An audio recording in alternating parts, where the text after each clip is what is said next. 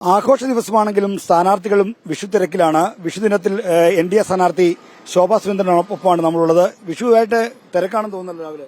ഞാൻ ഇന്ന് രാവിലെ ഒരു 5:30 മണിക്ക് എണീറ്റിട്ട് തൃശ്ശൂരിലെ വിഷു എന്ന് പറയുന്നത് ഉണങ്ങല്ലരിയും തേങ്ങയും ഒരല്പം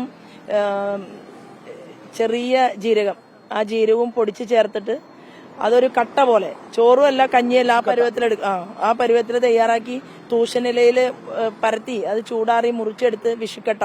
അപ്പൊ അത് എന്റെ കൂടെയുള്ള എല്ലാവർക്കും കൊടുത്ത് ഞാനും ഒരു പീസ് കഴിച്ചതിന് ശേഷം പിന്നെ എനിക്ക് വളരെ സ്നേഹമുള്ള എല്ലാ വർഷവും അദ്ദേഹത്തിന്റെ വീട്ടിൽ ചെല്ലുന്ന എല്ലാ ആളുകൾക്കും വിഷു കൈനീട്ടം കൊടുക്കാറുണ്ട്. എനിക്ക് ആർക്കും അങ്ങോട്ട് വിഷു കൈനീട്ടം കൊടുക്കാൻ പറ്റില്ലല്ലോ, കാരണം ഞാൻ കോഡ് ഓഫ് കോണ്ടക്ട് കാരണം സ്ഥാനാർത്ഥിക്ക് പൈസ കൊടുക്കാൻ ആർക്കും പറ്റില്ല.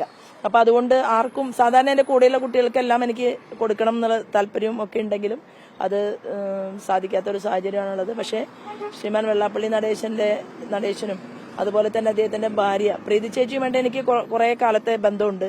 ഞാൻ മുമ്പും പാർട്ടിയുടെ വിവിധ ചുമതലകളിൽ പ്രവർത്തിക്കുന്ന സമയത്ത് ധാരാളം കുടുംബയോഗങ്ങളിലും അതുപോലെ തന്നെ യൂണിയൻ യോഗങ്ങളിലും ഒക്കെ ഗുരുദേവന്റെ ദർശനമാലയെക്കുറിച്ച് ക്ലാസ് എടുക്കാനും ഒക്കെ എനിക്ക് അവസരം തന്നിട്ടുള്ള ഒരാളാണ്. അപ്പൊ അമ്മയുടെ കയ്യിൽ നിന്ന് ഒരു വിഷു കൈനീട്ടം വാങ്ങാനുള്ള ഒരു ഭാഗ്യമുണ്ടായി. അത് കഴിഞ്ഞതിന് ശേഷം ഞാൻ ഇന്ന് അംബേദ്കർ ദിനമാണ്.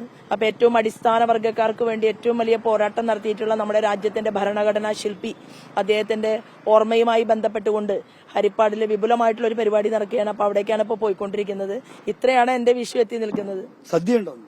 അല്ല, ഇന്ന് എല്ലാ ഭക്ഷണവും കറികളും എല്ലാം ഉണ്ടാക്കി കൊടുക്കാൻ വേണ്ടിയിട്ട് എന്റെ കൂടെയുള്ള ആളുകളുണ്ടല്ലോ, വീടിനകത്തുള്ള ആളുകൾ. പക്ഷെ അവര് പറഞ്ഞു അത് നടക്കില്ല, കാരണം അത് നമ്മുടെ എവിടെയാണോ, ഇപ്പൊ സ്വന്തം വീടില്ലല്ലോ. അപ്പൊ ജയിച്ച് MP ആയിട്ട് ആലപ്പുഴയിൽ സ്വന്തം വീടെടുത്തിട്ട് മതി വിഷു സദ്യ എന്നാണ് അവർ പറയുന്നത്. അവര് പ്രാർത്ഥിച്ചിരിക്കുകയാണ് അത്രേ, അവർക്കതൊരു വാശിയാണെന്ന്. അപ്പൊ അടുക്കളയിൽ കയറുന്ന പരിപാടിയിൽ നിന്ന് എന്നെ ഇന്ന് മാറ്റിയിരിക്കുകയാണ്.